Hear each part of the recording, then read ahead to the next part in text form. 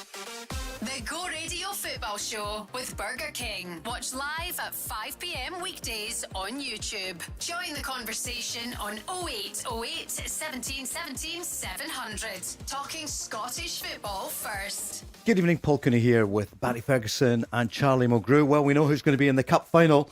It wasn't pretty on Saturday. Sunday went to extra time as well, but not the penalties. So it's going to be Dunfermline against Celtic. And we all know the story. Neil Lennon against his old boss who signed him 30 years ago at Leicester City. Good evening and welcome to the programme. Loads of calls coming in already. 0808 17 17 700 as we say goodbye to the Cup for a couple of weeks until Cup final day. Charlie, we saw you on yesterday, Premier Sports. Could you imagine after, 45 minutes, it was going to go to extra time? Celtic were 2 up. A really, really strange game. Celtic score early, mistake from Mullen. Felt a bit sorry for him. He's obviously a bit nervous going into the game, want to keep it simple. And then Maida presses him, gets the goal, and you think Celtic are going to go on. But again, typical of Celtic, they don't put teams away. St Mirren came back into the second half, the start of the end of the first half, and then the Celtic score to make it 2-0. Second half, St Mirren were really good. They scored 2 early on, then they score late, and they look like the team to go on and win the game. The Celtics' performance in extra time was out of absolutely nowhere. Couldn't believe it. Not seen Celtic play like that for months.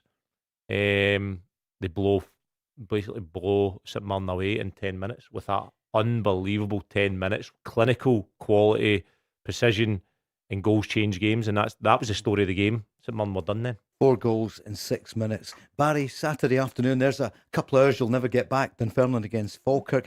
But good on the Pars, the underdogs, but they're through to the final. Yep, I thought Dunfermline thoroughly deserved their victory, albeit it was in penalties. But I thought Neil Lennon set his team up very well against a Falkirk team who have been excellent this season, obviously finishing the top 6. But yeah, I thought in the end Dunfermline were worthy winners. And now Neil Lennon goes into the final to play against his old gaffer and somebody who he has a tight relationship with for over 30 years. So I look forward to that one. But now it's back to the nitty gritty of the league football. Pat's on already. 0808 17 17 700. He was watching on Premier Sports. He said, Charlie, what was it like when you saw Neil Lennon and Martin O'Neill together then? Because they're going to be up against each other in a month's time. It was interesting because you heard Neil Lennon speaking about him in the commentary, and then Martin O'Neill comes up, and Neil Lennon was a lot quieter than I thought he would be. Probably just now thinking. He joked about Martin O'Neill bringing the boxing gloves up because they now know that's them like toe-to-toe in the final, which must be strange for him because he's a manager that he's got so much respect for. Signed him 30 years ago for Leicester, signed him for Celtic. A man he's get respect for, he still calls gaffer. So that's the battle we wanted to see in the final, and it's going to be really interesting. It's a great football story, Barry, isn't it? 2 brilliant names in Scottish football, neither of them Scottish, but they're in the history books. Yeah, and in terms of Dunfermline, they deserve to be in the final. They've beaten Hibs, they've beaten Aberdeen, and now they've took Falkirk. So yep, it'll be one that I'm sure both will be looking forward to. But there's still a fair bit of football to be played before the Scottish Cup final on the 16th of May. Sure, as you enjoyed the programme on Friday night, but I can't help but you were thinking, right, let's get back to this battle for the Premiership. Who's going to win it? We're going to talk about it today. Rangers back from Spain, Barry? Yep. Obviously, they took the opportunity to go and get a bit of warm weather training, and seemingly it's went well. I'm all for it. Listen, if the manager wanted to do that, to get a bit of time away and bond a bit more, because these next 5 games, Paul, are going to be really difficult. And as we say, there's 3 teams going for the title, and it's whoever can handle the pressure the most for me, I'll come out on top. 0808 17 17 700. Charlie, he also asked, what do you feel? What did you take from that yesterday, given the fact he made some changes and then it worked, but it took until extra time? I took from it is I would love to see a lot more confident in Celtic now, with James Forrest being in the team and Iniacho in the team. I think I can understand why Iniacho has been held back because of injuries and hamstring setbacks recently. But now he's had minutes under his belt. Although he's not fully fit as he could be, I think he's got a big part to play in the running. James played 60 odd minutes yesterday, and he actually played a good length of time. Get the two of them in the team for the start. No disrespect to Yang, because Yang's working really hard and putting a shift in for the team. At times he lacks a wee bit of quality. Maeda, unbelievable work rate, and somebody you'd love to have in your team, but again, scratchy sometimes with his quality. And Tenecti offering nothing at the moment in terms of quality. We know he's got it in him. We know he's a good player. We know he can do it, but he's not doing it often enough. He's not putting balls in the box. He's not shooting. He's coming inside and passing backwards. He's not taking his man on. That bit of quality for James Forrest yesterday, going by the fullback and putting it on in the actual's head, is what makes a difference in the final third. Now get James Forrest in there, get any actual in there, and use them.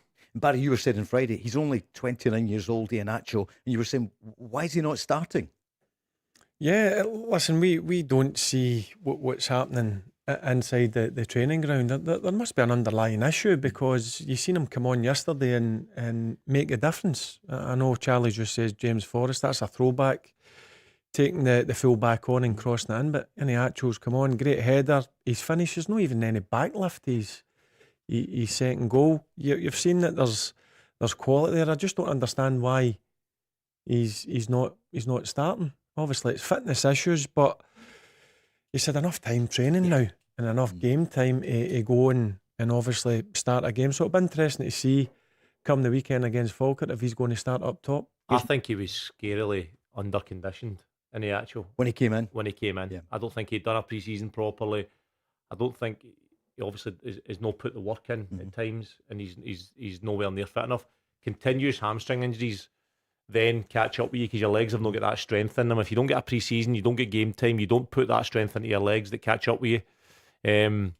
But credit to him now, he's worked back to a fitness, and now he can contribute to the end of the season, because Celtic have played with next to no striker for the whole season, and he can now step in and make his mark. Jamesy, of course, for me, done a job yesterday, and he's still Celtic's best winger in terms of quality for me.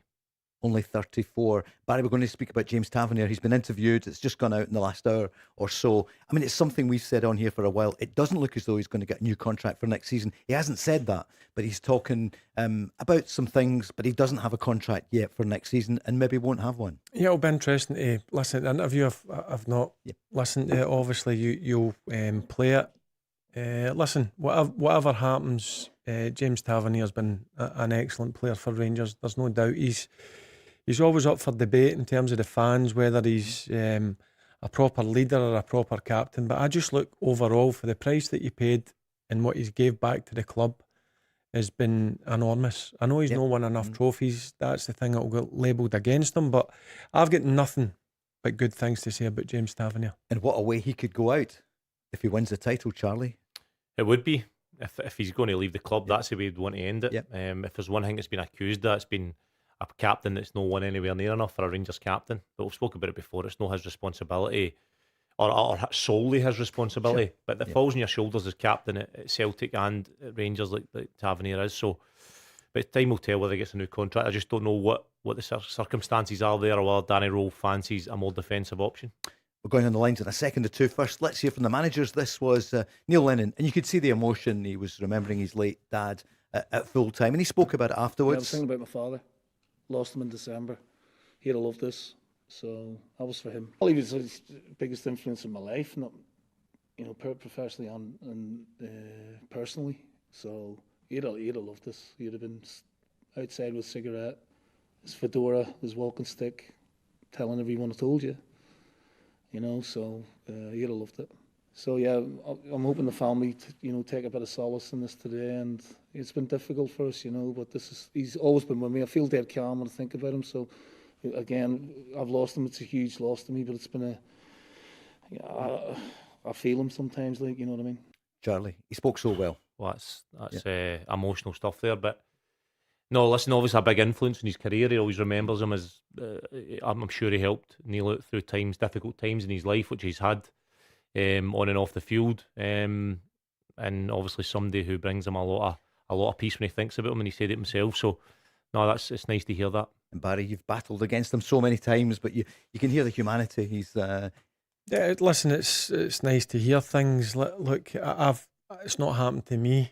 Thankfully, I've still got my mum and dad. But listen, I can imagine how sore it would be. But it's nice for him to talk about his dad. Dad was a huge influence on his career, and it's interesting to hear him saying it brings him a bit of calmness. It's not the Lenny that we all know. He's a fiery character, but what a job he's done at Dunfermline. It raised a few eyebrows, let's be honest, but he's went in there and he's made his mark. I think they'll finish in the playoffs, and now he's got his team into a cup final. And Paul, on that point, he actually brought the Celtic team to Mada's funeral. He made sure they all came. So that just shows that and that's why I owe so much to him, and why he probably get the best out of me for that human touch. So great guy. That's something you'll never forget. Of course, the team bus draws up when the team came out back in the day. So Amazing. I don't want to start crying on the radio, but that's that's a great touch. You know what I mean? Of course, that is beautiful. Well, let's start with Martin O'Neill then, speaking about his relationship with Neil Lennon, and then Dave, we're coming to you next. Yeah, I've just done an interview with him. He's doing some punditry work. Gosh, he gets everywhere, but he has done remarkably well. Did brilliantly for me in at Leicester and at Celtic, and I think I mentioned to you on Friday. He's done brilliantly, and here at Dunfermline, what an effort yesterday, and so when the time comes, I look forward to it. Let's go on the lines. Dave is on, a big Celtic fan. Hi, Dave. Good evening. Evening, Paul. Hi, Barry. Hi, Charlie. How are you doing, Dave? Dave. It's going to be some final, isn't it? So much been said about Neil Lennon and Martin O'Neill. Yeah, you couldn't write it, could you? If you'd written that for a TV programme, as I said, it was too unreal to do. You know, it wouldn't have been believable. Delighted for the two of them. Just disappointed for Lenny. He's going to be getting a runners-up medal, you know. Well, mind you, Aberdeen could have said that, Hibs could have said that, Falkirk could have said it, but then they couldn't at the end. Dave, listen, here is Martin O'Neill. See the goals. Party Thistle, 1970, saying it.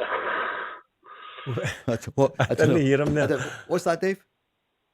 I said I can go back to 1970 when Party Thistle, didn't he say it before the League Cup final and beat us 4-0? Oh, that's right, 71. Yeah, Kenny Dalglish and all that. You know, they get battered by Partick Thistle. Yeah, a wee bit before my time. And they were all there. I know.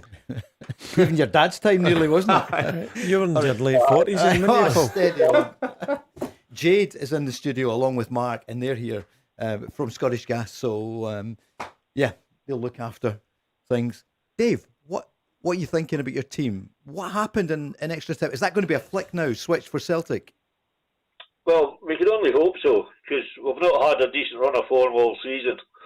I don't know what happened in the second half, but yes, certainly extra time was unbelievable. And as a result of the extra time, here's a question for you guys. Should James Forrest be in the plane the World Cup? Good question. Barry Ferguson?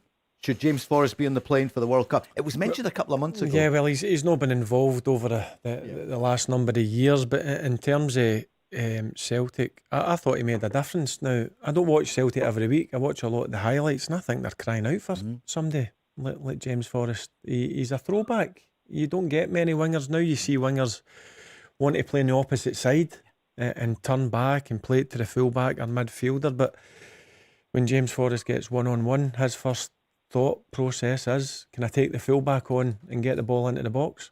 Charlie? It would be in it for me. I think we're a country that we play with wingers, and we don't have many wingers in the squad. Doak's obviously injured. Whether he makes it or not, we don't know. Christie plays wide sometimes, but he's more of a midfielder inside. McGinn will play narrow on the left-hand side. I don't think we've got enough pace or creativity in the final third. I would have Forrest, definitely. I mean, it's a bit... of course I'm going to have him. He's not officially retired, is he? No, he's not retired. No. He's not retired, 100%. He would be... that'll be something he's got in the back of his mind somewhere, I'd imagine. Also, his contract's up at Celtic, so he'll be he's hungry to get in a World Cup squad and also to get a new contract at Celtic. I would have him in the squad. 100% I'd have him in the squad. Why not? We don't. It's not as if we've got loads of wingers that you think, right, well, they're ahead of him. We don't. So his contract's up in 2 months' time? Yeah, his contract's up as well. What would you do, Charlie, if you were in charge? Because who is in charge? Martin O'Neill at the moment, but planning for next season? I mean, I'm his mate, so it's I mean, of course, I'm going to say I'd give him a 5-year contract. You know what I mean? Top earner. Only a 5-year? Nah, I would give him a new contract, of course. I think players like that in the building, my friendship aside with him, players like that inside the building, alongside Callum McGregor and players that know what it's all about and experienced players that integrate boys into the squad and help with that sort of side, I think they're invaluable. So 100% you tell him there. What about Ian Atchell? This is what the manager said about his I fitness. couldn't disagree with that. Yeah, obviously he's had the few injury problems. I think I said too that sometimes if you felt as if he started the games, he might not see the game through. We've got a couple like that at the moment, but he's today. His goals have been big for us, really big. He says he is completely fit. I'm not completely sure, but he was brilliant for us. Brilliant. He took the goals magnificently. He can hold it. You can see why he's had a career. Barry, eyebrow up there. He's not exactly sure if he's completely fit. Well, that's the reason why he's not starting games. Martin O'Neill will want somebody who's... You're never 100% fit as a professional footballer, but yeah, it's interesting to hear that.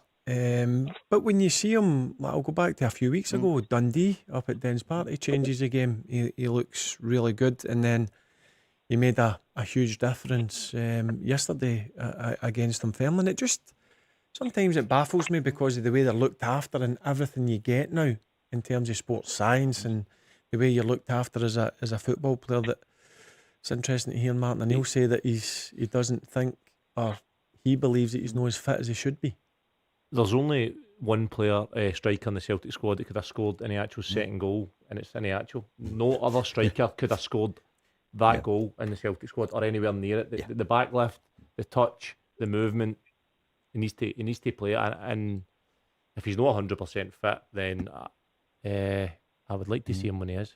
Who do you drop then, Charlie? You would make the two changes. James Forrest I comes would in Forrest. I would bring Forrest in for Yang, and I'd bring Iniacho in for Tenecti, and I'd put Maida to the left. What do you make of that, Dave? Yeah, I agree with that, Charlie. I'd agree with that 100%. And going back to James Forrest thing, I mean, everybody knows I'm a Celtic supporter, but that's not the reason I'm saying it. As Charlie says, we've not got enough width, we've not got enough speed, and he's not going to play 90 minutes, but, he can sit on the bench and you've got him there for the last half hour. Maybe when we get to Brazil, we want to put him on at the start. Yeah. A bit of class. Here's the manager speaking about James Forrest. I would like to keep James for one more year at least, and so that he could see his career through at the football club. Yeah, I would be asking the board, I'm sure, today, and I think James would stay for another year. He's 34, isn't he? 34, with just a little burst, the 1v1. He has changed a number of games for us. He changed the game at Aberdeen. I know Nygren scores the goal, but he came on, changed that, changed the one. He got the goal we scored from him. Getting the cross at Rangers as well too. So yeah, he's definitely played a part. And Neil Lennon was telling me that he is just, which I've known now for 2 or 3 months, that he really is. He's a proper lad. And the way he made the goal for Ian Atchell for the first one. That's James in a nutshell. But even before that, Paul, I know that's a highlight that gets shown, and it's a bit of quality, it's class. But even before that, every time he received the ball, he chose the right option. He was available to receive it in the right position. And he knew the right pass to make. It's not a case that every single time you go by a fullback, there's sometimes where you need to make a better decision. Somebody's in a better area, space opens up, and he done that. He's a touch of class. Dave, thanks so much for your call. 0808 17 17 700. The Go Radio Football Show with Burger King. Tomorrow night, Mark Guidi will be here along with Craig Moore joining us tomorrow. No, in fact, it's Peter Grant tomorrow night. Tonight, though, it's Charlie Mulgrew along with Barry Ferguson. Busy weekend for you, Charlie, as well. Premier Sports and Talk Sport the other morning down at Ayr. Yeah, old mate David busy. Brown looking after you down there. It was a good. Went down and done a wee half an hour, 45 minutes with Coisty and Dean Saunders. That was good. Always entertaining when Coisty's involved in it. Nearly as good as being on with you, Barry, isn't it? Yeah. Dean Saunders. He was my coach at Blackburn. Was he like? Aye. No, Dino was brilliant. Some laugh. Great storyteller. I tried to get him to tell the story, but it never popped out about Pascal Chimbonda. So the story goes basically, and I told Dino this. I says, by the way, I use this story. I pass this story on because it's so good. But basically, Pascal Chimbonda was an experienced player at Doncaster. That's right, he was a manager. And he was a manager, and he had a pop at him. Remember the Spurs right back, Chimbonda, for everybody that's listening. So anyway, he goes to see Dean Saunders after it, and he's like, Gaffer, why are you shouting at me? Like, what have I done? He's like, listen, Pascal, when I shout at you, because you're the most experienced player, everybody looks and thinks, oh, the manager means business. So sometimes I don't even mean it. I'll just shout at you, and everybody will know, and then they'll be on it. Pascal, he says, comes a couple of weeks later, he says they're playing it at home to somebody. Pascal passes one away, other team score. Back post, loses another one, other team score. Half time, comes in, he starts having a go at Pascal Chimbonda. Pascal just looks at me and gives him a wink. As if to say, I know what you mean. Yeah. I know what you're doing here, Gaffer. Just trying to get a lift at the other boys. What a story. I've not done it justice. He's much better to tell me than me, but brilliant. He is, but he's good. He is. Yeah. You know, every word that comes out of his mouth, a story. Brilliant. I know. Coached at some clubs as well. Yeah. Liverpool, of course. Blackburn, Newcastle, Galatasaray. Wow. There's another one. He was some player as well, wasn't he? Player. Liverpool. And I watched more. him do a full stand-up one night in Dubai for the Celtic and Scotland and England sort of Legends game, and his full night was about a 40-minute story on Ron Atkinson. Ron Atkinson. He'd done a full 40 minutes on the same story, but it was amazing. It was so good. All the different, he did a team talk, how he done it. It was amazing. A few callers are on saying, what about the goalkeepers at the weekend? We saw it down south, Man City, Arsenal. We saw it, St Mirren and Celtic. What's Sinisala doing? Barry, what's going on? I just don't know what I was watching. Listen, it can happen once. Like, I felt for the St Mirren goalkeeper, if I'm being brutally honest with you. He's just come in and he's made a mistake after, 60 seconds. But then you see Sinisala making... What's he thinking? Sometimes just clear it straight away. I don't see the reason why goalkeepers want to gamble. But some of the back passes that come for the players as well, they don't need to do that. They can get up the pitch there themselves. So it was a weird one. It was a strange game yesterday, for all sorts of reasons, but especially some of the goalkeepers taking a few chances. Then you go to watch the Man City and Arsenal game, and that happens with Arsenal getting the equaliser. Both keepers. Crazy. Yeah. I think Celtic want to play short passes for the back. They don't have a big striker. So the last thing they want to do is just put it forward. They want to be in control and play through the lines. St Mirren pressed man for man. So Sinisalo was left on the ball because they left him on it, and then they would block off a player and charge him down. So that spare man who the Mandron had left, he couldn't see him, so he couldn't find the spare pass to get out. And he was just dilly-dallying, and he knew every time he played forward to Maeda, Gogic won it. Straight balls up the middle, Gogic won it, and they picked up seconds. So St Mirren deserve a lot of credit. Sinisalo then gets the team up and just kicks it. But do you know, I think, Charlie, sometimes as defenders, they don't want to risk it. They just pass the buck and get it to the goalkeeper. Yeah. Sometimes I feel that the defender can take it out his feet and pass it to the full-back or into the middle and that's of the pitch. what I think they should have. That's exactly what I think they should have done, Barry. Exactly what you said there. I think the spare man, because they were pressing with wing-backs coming up to Celtic's full-backs. So if Celtic's full-backs deepened a wee bit and narrowed, the pass would be shorter and the run to press them would be longer. So then that would be their outball. Why they kept going back to Sinisalo is, I just think it's an easy option to pass the buck, like you said. But you just pass your full-back and you're out, or because he was getting pressed as well. But he then has time to then play a ball down and see if it comes for the full-back down the line. You get made a 1v1 with Gogic in behind. So I think that'd have been a better way for Celtic to get out, but. It was mad how it all happened in the one game. Here's Martin O'Neill. I think, excuse me. I think what the goals will give us today is a real major boost of confidence. You know, that we are capable of scoring some goals, and that would be nice. You know, but listen, things might change at the end of the week. You never know. But today it's great. The players they really are buzzing in the dressing room today, and from the manner in which we did it. What a day for that young 17-year-old came on, Charlie, and he must have thought, what the heck's happened? He's the third goalkeeper. I was right behind them, Paul, and having been a young player on the bench, I was never that young in a semi-final or a final or any huge. But imagine getting that shout 17. To go in goals and you're 1-0 down. Your manager demands, Craig McLeish, fair play to him, he wants him to play for the back, and he stuck strong on that. And you're 17-year-old, you need to come on to that. I think he was really unlucky to concede 5 goals. He actually made a save or two, and he showed a lot of bravery to step up and play. And he took in a few nice balls with his feet and done well with them. Alex Gogic has come out to slam the fans who were giving Ryan Mullen abuse. I like that. I like that for Gogic. Yep. Look, Mullen doesn't go out there to make a mistake. It happens in football, but to get abused online, I think it's bang out of order. So I like that for Gogic. He's sticking up for his teammate. Cup shocks all the way from Dunfermline. It's some record, isn't it? Can they do it in the final? Here's the manager. No, it's certainly on the map. You know, to be in the National Cup final. You know, if we were here a year ago, Ronnie. You know, scratching a result against Queens Park. You know, to finish 8th in the championship with a skeleton squad. So it's a huge, you know, tribute to the owners. You know, people like John Cahoon, who works tirelessly in the background. My backroom team, Ian Brunskill's amazing to keep me as calm as he does. Kevin McDonald, Andy Collier, Gary. It's a very united club. I'm loving it. And I love the players. I don't get angry with them anymore. They like losing the rag now and again, but I just can't get angry. They're just brilliant. They've covered themselves in glory. And now we've got the big show to come on 23rd of May, but we've a bit of work to do in the league. So the bad news for them is they're in tomorrow. When you're at the business end of the season, and that's where we wanted to be, it's game after game, it's big game after big game. And now they've got a target on their back as well, you know, so a lot of teams will want to take their scalp. And that's the beauty of being where they are. You know, you have to be on edge all the time. I mean, on paper, Celtic would be the favourites, but it's not the Celtic come the cup final day with Sutton, Larsson, Hartson, Neil Lennon. Neil Lennon will be. Yeah. I mean, Neil Lennon's an underdog manager, and he's won big games. I mean, we beat Barcelona.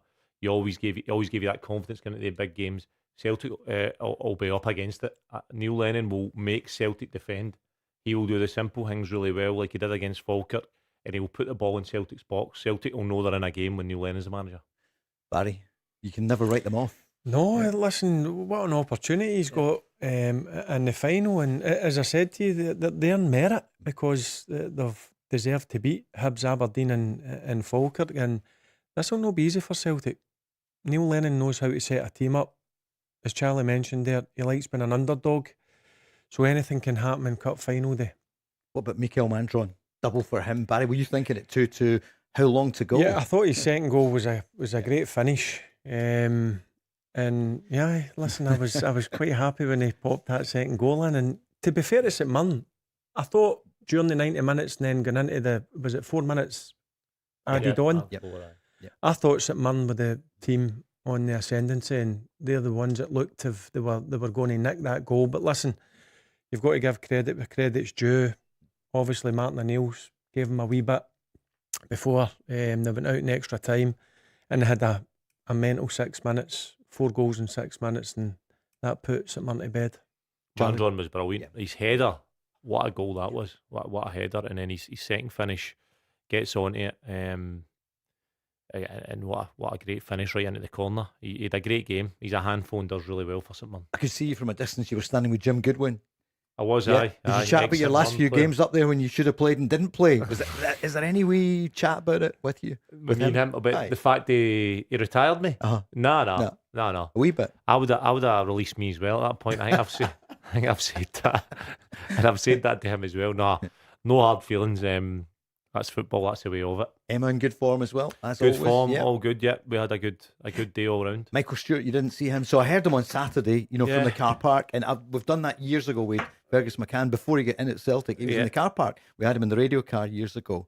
So across the road, He was So I thought, hiding well, away, yeah. and then in the Sunday they just never let him in the vicinity of Hampden. So kind of knew that would happen then. Yeah. so he wasn't there at all. Which he's paid to give his opinion, Paul. If the SFA think he's overstepped the mark, then I think is there no other ways to do it? Can maybe ask him to come into Hampden, sit him down, have a coffee, and maybe say, listen, how can we sort this? We've made mistakes. Can you just have a chat? Sure. With the guy. I think that would have been a lot better solution. But listen, it's all blew up. It went everywhere. I can't believe he's paid one of his mates to turn up with a sign saying free Mikey. Free Mikey. You see it? No. There's a sign going about saying free Mikey. He yeah. gave his mate a few quid. Listen, I hate bans. I haven't heard exactly what he said because I don't hear him that often there. And I think they're saying it was beyond fair and legitimate, his criticism. And that's by these new representing top-level Scottish referees. So I think that's the referees' union saying that. But yeah, sit down and discuss it.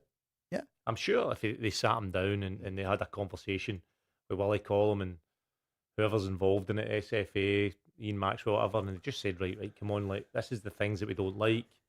How can we come to some sort of solution here? And Mikey says his point. Everybody gets their point across and then move on. Instead, it's been blown up. So, aye, a lot of drama. Certainly has been. Final point on it for the moment. I've seen Neil Lennon's last cup final as a Celtic player was against Dunfermline. I was just reading that there. That's crazy how the way things turn out in 2007. Yeah, strange world at times, isn't it, Charlie? Who was the scorer? No, can't remember. No, don't know. Dumby, the right back. Oh, I never got that. Was it? 1-0. Yeah. Were you there? Jean-Pierre Dumby, Yeah. slide tackle. No, just remember seeing it. Okay, Dumby. There's a name that you don't hear too often. Yeah, I saw John Hartson yesterday was there, and Roy Aitken. They came into the box. It was great to see both of them. Big Roy in great form, as was Big John. I was asking John, Arsenal, are they going to hang on? At that point, we didn't know the result. Obviously, it was before the Great guy, the Big Man John. City game. He was in top form yesterday, so it was good to see Big John. Casper Schmeichel, he went down to watch Arsenal at Man City. Listen, I find that strange. If my team's playing in a semi-final and I'm out injured, I'm going to support my teammates. Yeah. So I found that a bit strange that he was down watching Man City and Arsenal. Listen, everybody's got different ways of doing it, but if it's me, I'm there supporting the boys. It just tells you that he's done with Celtic. But I think there's a respect thing. While they're still paying your wages, you should be showing that respect. So that's disappointing to see. Jack's on saying Craig McLeish really proud of the way he sets his team up, Barry. He's made a few changes, a little bit since. They try and play a bit more football. Listen, he's done it in a short period of time, and you've got to give him credit for that. And as I said, I thought in the second half they were really good, St Mirren. They were pushing Celtic big time. Celtic were just happy for the full-time whistle to go. And then obviously it was chaos for 6 minutes. They lose 4 goals and that was them out it. But since he's come in and he's took the job, I've been impressed by him. I like the way he comes across, and as I said to you, genuinely under Stephen Robinson, they were very back to front team, but he's trying to play a bit of football and implement his own style, and fair play to him.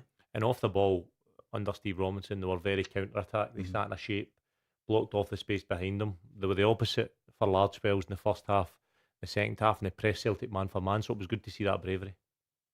Let's hear Martin O'Neill, final word on it, about the game. Celtic winning 6-2. It was hard to believe at the end, wasn't it?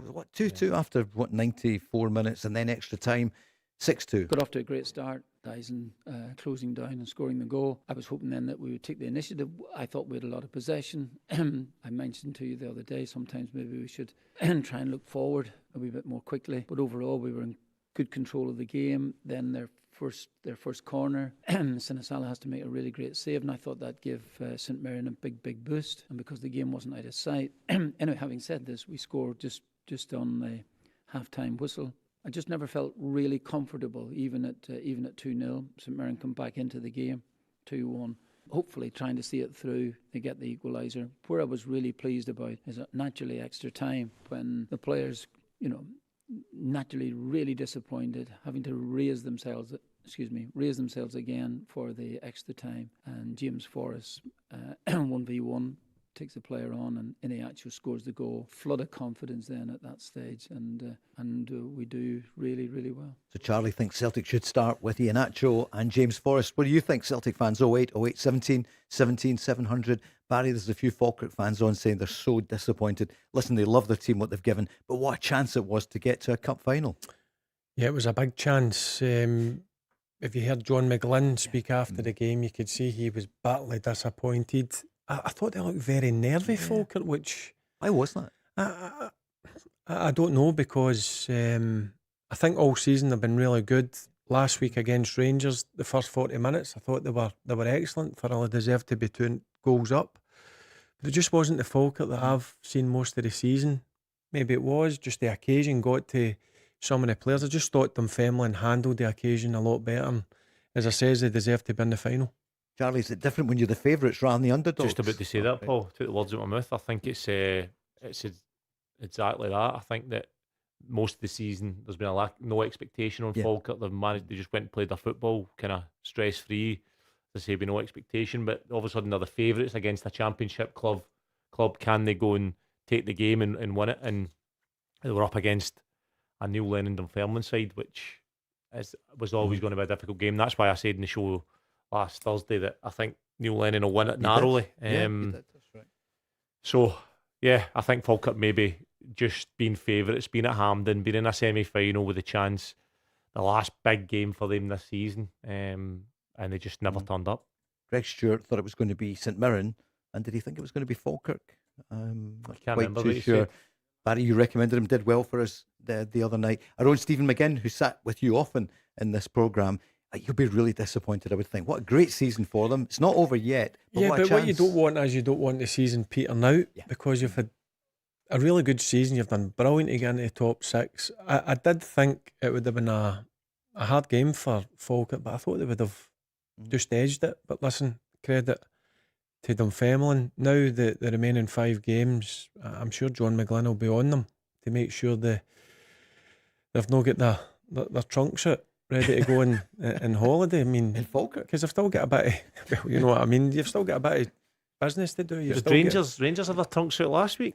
No, they were away training hard, mate. That's have you what heard? they do. Was there? There was a couple of teams on holiday last week. That's all I know. Hearts as well. Aye, enjoying themselves. I'll let you know next Monday. Celebrating early, hopefully. Yeah. But we'll be celebrating. No way. That's not the way we do it there. Going to talk about the title. Who's going to win it? That's next. The Go Radio Football Show with Burger King.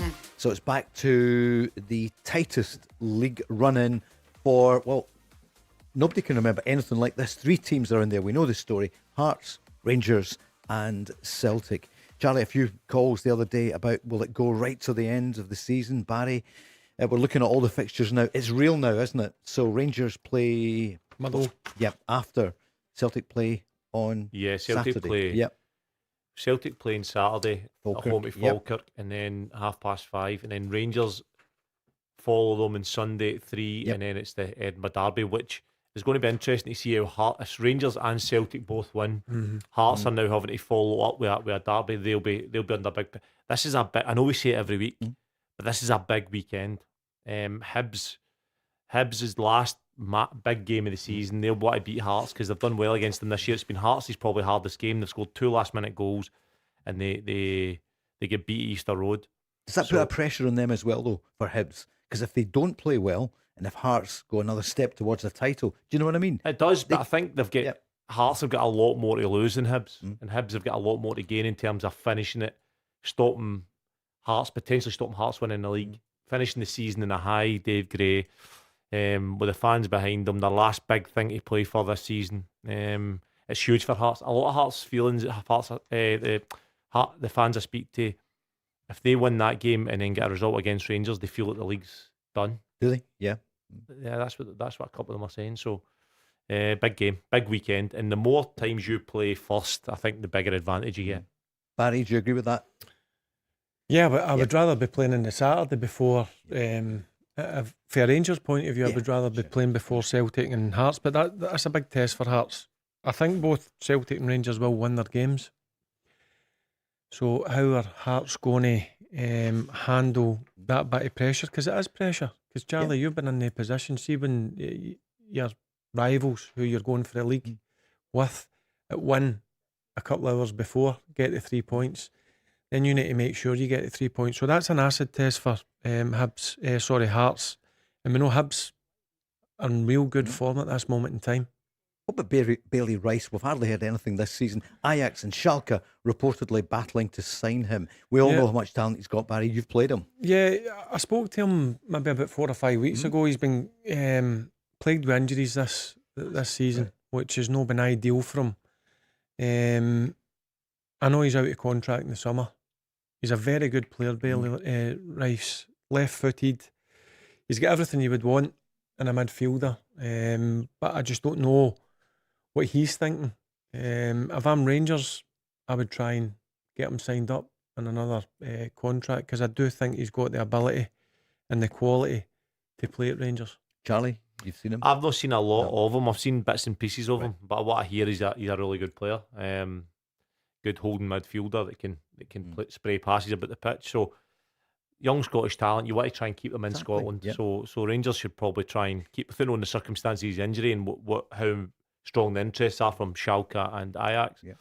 Rangers should probably try and keep that type of player in the building. Of course, he came through at Motherwell with Lennon Miller, who's gone on to great Yeah, things. same age group. And look, Bailey took a different route.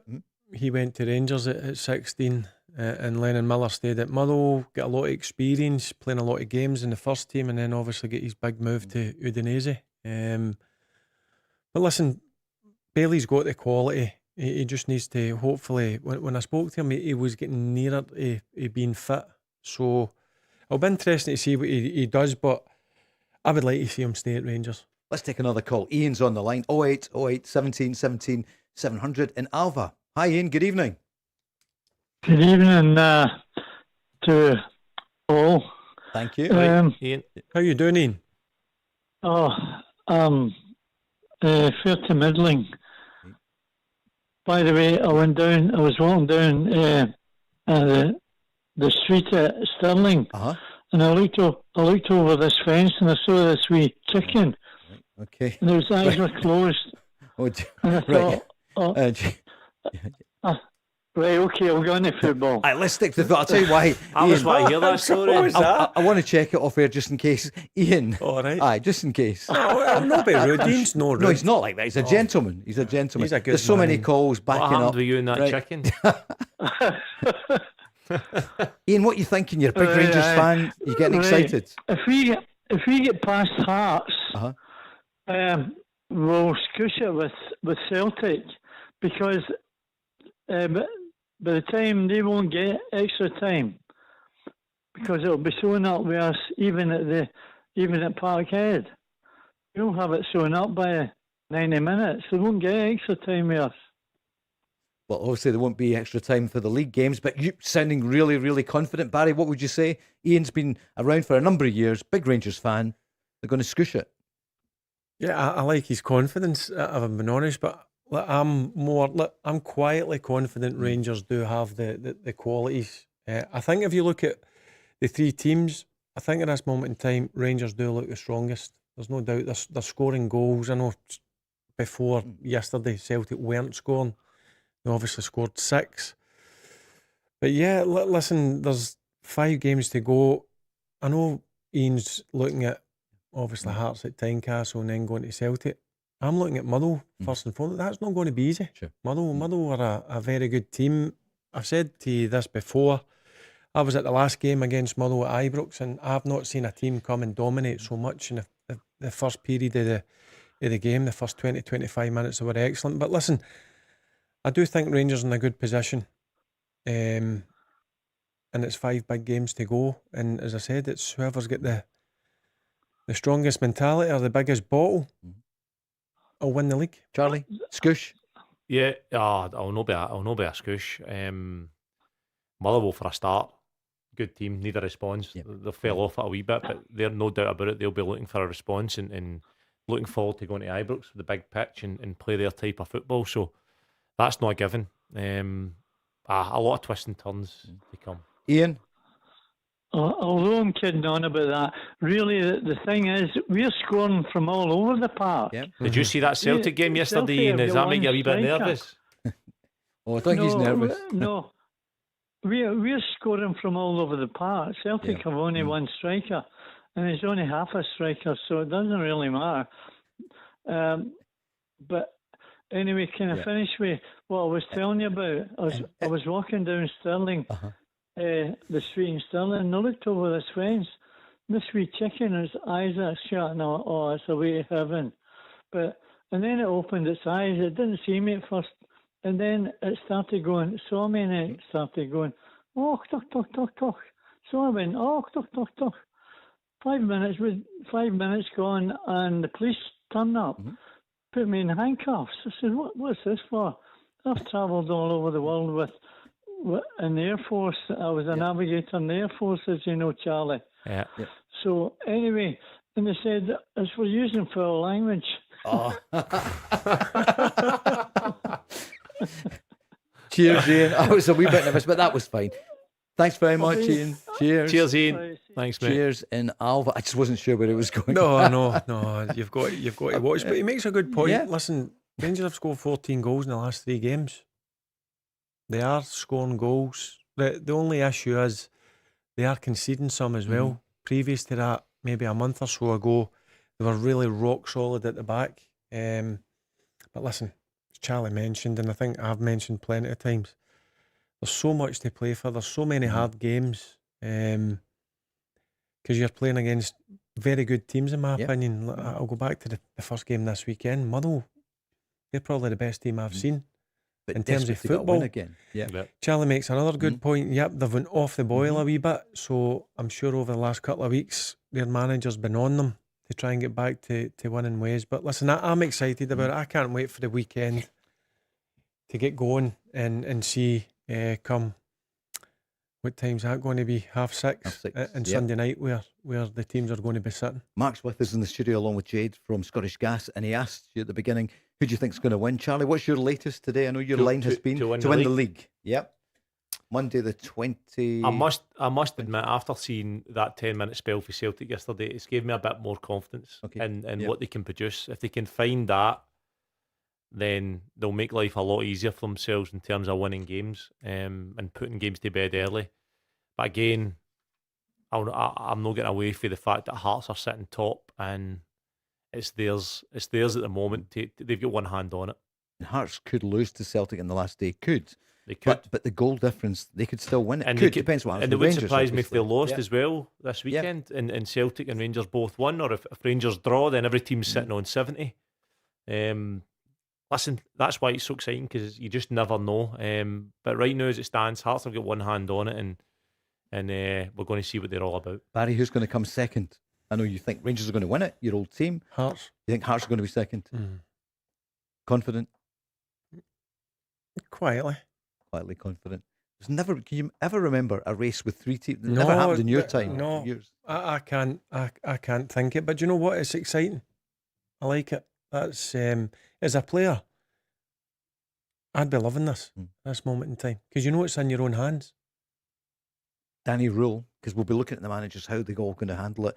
Danny Rule so far was doing really well. I was speaking to Alan yesterday at the game, a Hamilton Accies fan, but he was just saying about what a difference Danny Rule has made at Rangers. He has, since he's come in October, where Rangers were at that moment in time. I've never seen this happening. So you've got to give the manager credit, the staff, and also the players, because they were the same players that were really struggling at the start of the season. I think they had a really good January as well, which was important. The club backed him in the transfer market, and they're in a brilliant position now. You know, it's in your own hands. Do you think he's manager of the year if the season ended now? I'll tell you That's what, a Barry, good question. and we might answer that straight after the news. That's next, then we're back. The Go Radio Football Show with Burger King. Watch live at 5 p.m. weekdays on YouTube. Join the conversation on 0808 17 17 700. Talking Scottish football first. Hour 2, Paul Cooney here. Lucky am I with a couple of football legends here. Barry Ferguson, ex-Rangers and Scotland hero, and another hero, Charlie Mulgrew, Celtic and Scotland as well. You've almost got exactly the same number of caps, 44 and 45, I think. Is that right? Virtually, Yep. yeah. So I think you're right. I think I'm right. Yeah, somebody will come on and tell me, no doubt. James knows all these things, doesn't he, Charlie? Yeah. I wish I'd just get 2 more now. Is that right? Just to Just I know. to Barry. Well, I'll tell you what, we're going to play. Wish I'd played in the friendlies. I played in everything. Yeah. Grasping for that. My first cap wasn't it? It was 26. Really? Is that? Wow. 26 was my first cap, aye. And then I've grafted Lennon to try and get 50, but wasn't to Who be. gave you your first cap? Craig Levine, Slovenia Right. away. Russell Martin played right back. I played left back. We drew one each. And then I ended up, I got a lot of my caps with Russell. Charlie, your first cap? 19. 19. Craig Brown. Craig Brown. The late, great Craig. What a man he was, wasn't he? Ayer's finest. He was. Listen, took us to the World Cup in Absolutely. Yeah. 99. Was there. Get beaten 98. the playoff Yep. in 99. Yep. England beat us 2-0 at Wembley, and we went down to Wembley and beat England 1-0. Remember Christian Daly? I do. Last Of course, couple of minutes, yeah. David Dundee Seaman. United, Rangers, yep. And we battered them that day at Wembley. Yeah. you can pick your pundit in about 15 minutes' time. The Scottish Gas competition. We're going to give away £500. Hopefully, you can either choose Barry or Charlie I won for last the week. 5 I know, I questions. heard. He did. Don't know That was how, I don't brilliant. know how, but I was Yeah. so happy. It made my night. I know. And what was the one that you weren't sure about, but you got it right? It was Arbroath. Arbroath, the name. Arbroath. Do you remember it now? Aye. Oh, The Red Lichties. just got it. Aye. Aye. Thankfully, Barry, that's I was an happy old with a name, couple of isn't it? answers. Yeah.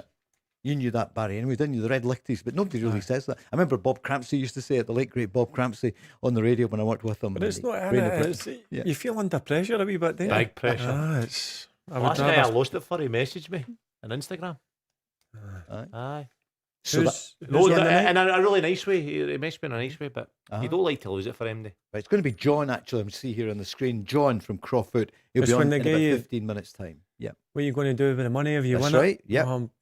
Buy the kids something, take the kids in Oh, home. He's using it for the World Cup, the guy. I can't remember That's his name. right, yeah. Aye, he'll get yourself 2 hot dogs earlier for that. The prices, but Oh, it's some of the outrageous. prices. Outrageous, isn't it? Who's going to be the manager of the year? Well, who's going to win the title? That has to be whoever it is. Well, Gary. we were talking Yeah. about this on Friday. Yep. How can you name a manager of the year in the next couple of weeks? You can't. I think you've got to wait to the last game of the season. Got to.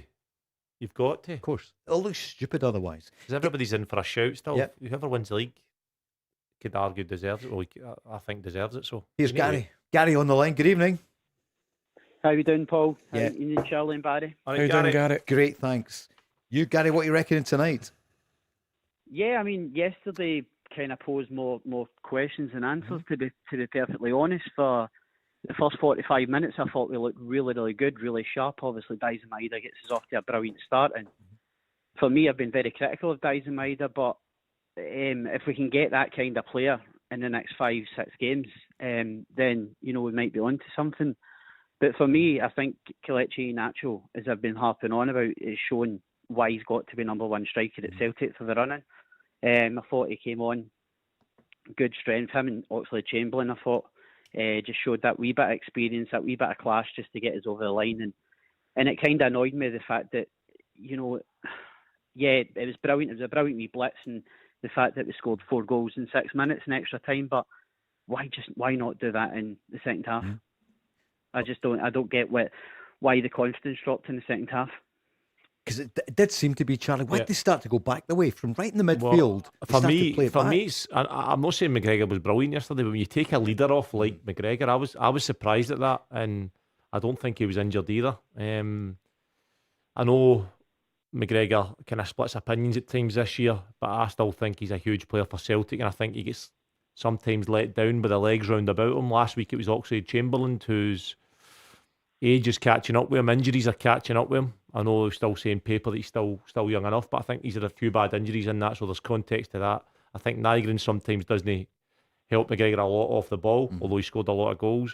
So I was surprised to see McGregor coming off, and then especially not being replaced with Hitati. I don't know what's happened to Hitati. What has It's a happened? mystery. Yep. I don't know. He Was he warming up just before He was extra warming time? up, and they brought Dane Murray on because Benjamin Arthur got injured. So Hitati, for me, was starting to come onto a game. I know there was question marks over him at times this season, but he was, and then away with Japan, he's come back, and he's found himself sat on the bench. Did they have him stripped ready? They had him stripped ready Yeah. to go, and then last minute Sure. Benjamin Arthur, and then they had to put who was they put on? Sure. Sir? Dane Murray came Dane on. Murray came yeah. on, yep. Barry, what about Hitati? You came up against them this time last year at Rangers. Yeah, I really like him. I think he's got everything you would want.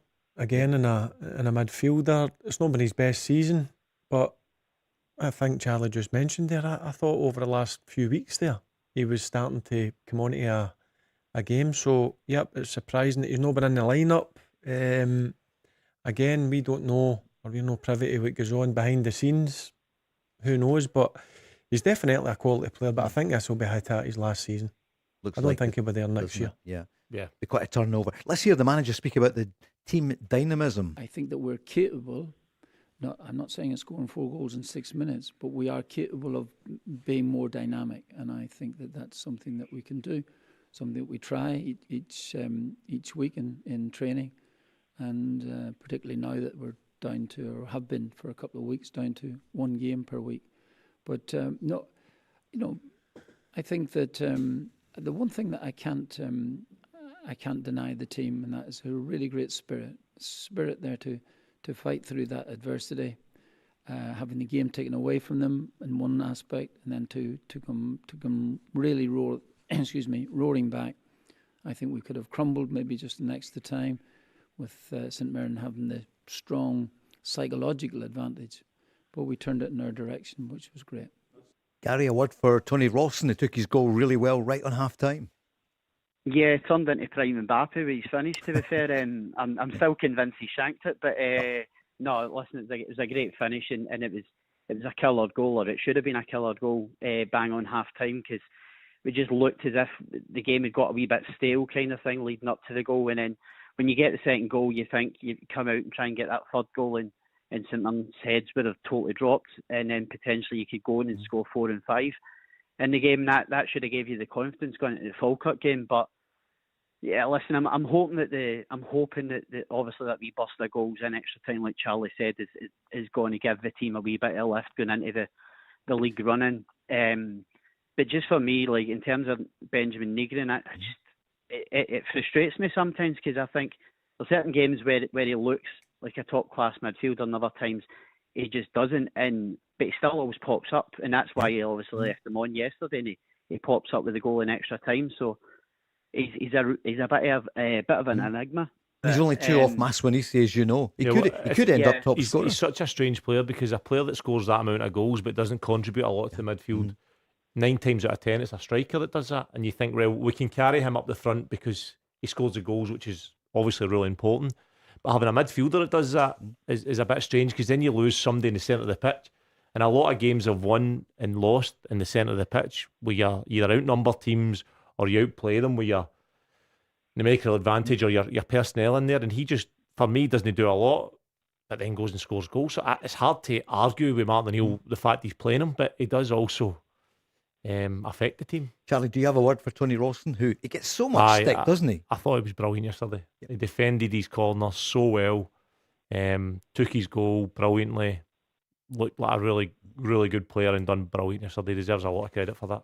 So Gary, who's going to be the manager of the year? That's what we're talking about coming out the news there. What do you feel? Yeah, I mean, if I can ask Charlie a question in a wee minute about his career, but firstly, as you say, I agree with Barry. You know, it's ludicrous if you have an award ceremony before the season ends, and I'm not a fan of it. You know, the award ceremony happening before the season ends. I always believe that it should be there after the season. But when you've got a season like this where you potentially couldn't call it, I mean, if the season ends today, obviously Derek McInnes is a shoo-in. But then potentially, as you say, if Rangers go on and win the league, you give it to Danny Rule. If Celtic win it, potentially give it to Martin O'Neill, kind of thing. So I think, to be honest, Derek McInnes will probably still get it regardless of where they finish. On that point, Gary, he could be sitting third by the end of the season, having not done well in the Cups. Yeah, but I mean, and just in terms of, like, obviously Martin O'Neill, I know he's not been there all season, same with Danny Rule, so you could argue that, yeah, the job that Danny Rule's done, has it been better than the job that Martin O'Neill's done at Celtic in terms of where Celtic were? And I think both of them were pretty equal, in an equal mess, even, that were probably both the same. You could argue the toss for both managers, but as I say, just for me, I just think that the position that Derek McInnes has got his team into, it'll be interesting to see whether he can get them over the line. Has there ever been a manager that's come in to save the season, then get let go for non-City come in, and then picked up the pieces again and potentially went on to win? I mean, I think that deserves a lot of credit. Equally, Danny Rowe comes in when Rangers were on their knees and gets them in with a chance of winning the league. So I get what you're saying. It's tight and it should be wait to the end of the season. And the players disappear though right at the end of the season, so the organisers have to do it before the end. Yeah, is it on the 17th of May? I think so. Yeah, I'm there's sure one of it them is. that day, isn't there? There's the It's a football sports writers and the that's a sport writers one. Sure. Yeah, but I honestly, I think they've got to wait until the very last game of the season, then make their decision. As a Celtic fan, what are you thinking now? 5 games to go, third top of the table. What do you reckon? It's going to be really. I think every single game is going to.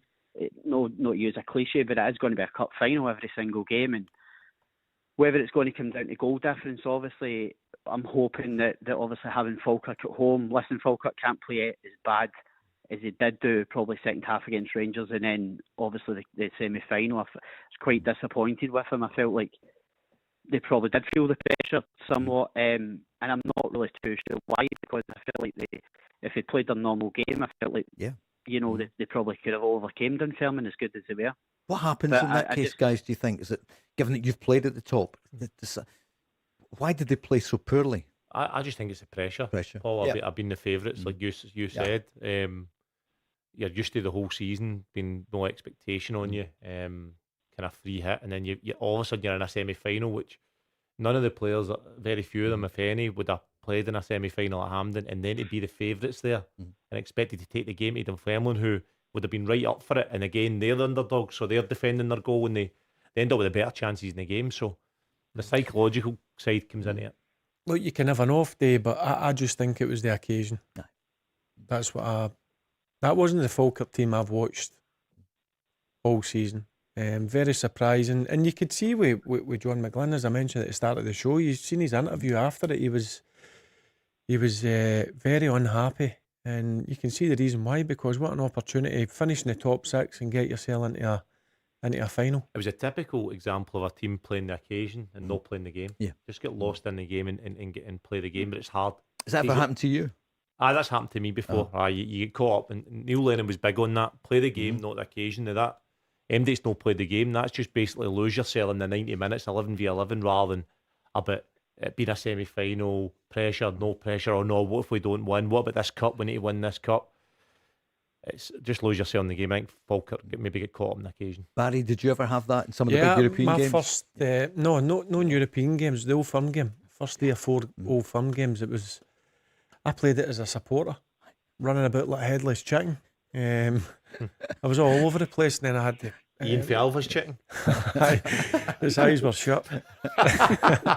Well, Gary, you must have been so relieved, because in terms of that, it's true. I don't know how you felt, because you forget the occasion. You're a fan. You want to go out there and try and do everything. It's impossible.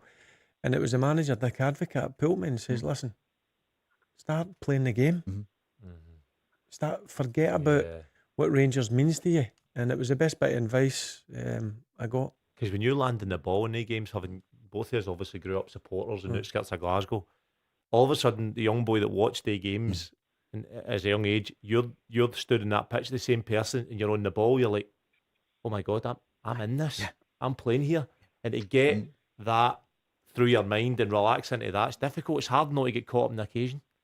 Gary, we know you're a big Celtic fan, and Newcastle as well. We're not going to stay on it, but my goodness, another defeat at the weekend. You get a huge game coming up. Eddie Howe for Celtic next season, maybe? No, I do think we'll part company with Eddie Howe at the end of the season. I don't see him going before then. Obviously, talking Mourinho maybe coming in, I think that would be. You think so, Gary? Another job for Mourinho. Do you think they'll get rid of Eddie Howe? Yeah. I think they'll get rid of Eddie Howe, to be fair. I think they'll come to some sort of agreement, because it's just gone a wee bit stale. I hate to say it, but it really has. It's not enjoyable watching us anymore. It feels like there's no kind of plan B. It feels like there's a few players that's maybe unhappy in the team, and just players not playing to their full potential. Obviously, Mourinho, if he did come in, obviously it would be a sentimental one with the late great Sir Bobby Robson, obviously. I know he's got a lot of love for Newcastle, so whether that's the case or no, I probably would go with somebody else, to be fair. But it's just not enjoyable watching any of my teams now, unfortunately. But hopefully we can get over the line in terms of with Celtic. But to be fair to Eddie Howe, though, what a day he gave you last year when you finally won the League Cup. I mean, it was phenomenal, wasn't it? Yeah.